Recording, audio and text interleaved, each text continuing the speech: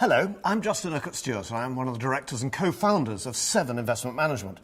It's a business we actually set up for our own money, actually. Why? Because we were really unhappy with what we saw in the industry. Money not being properly managed. Money which people had given to be invested and then find they couldn't get the returns they needed at the time they needed it most.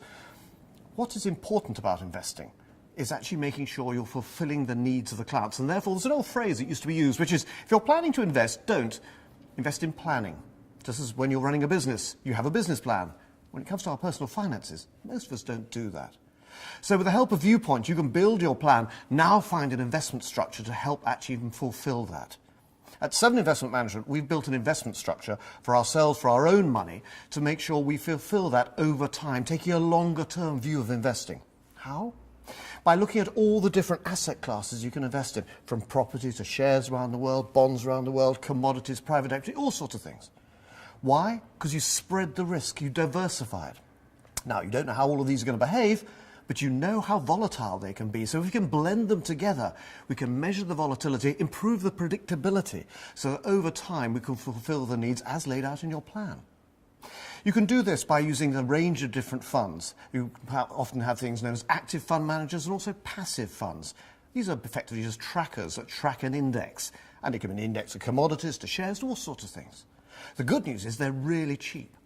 And what we've done is bring these through from the institutional market through to the retail market, so we can have the same investment disciplines that the institutions would have, but now through to you as an individual client.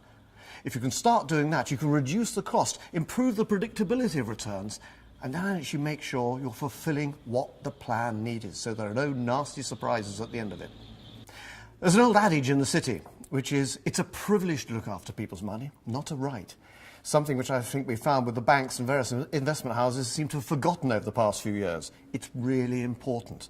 So to therefore make sure that your investment money is treasured just as though it was our own.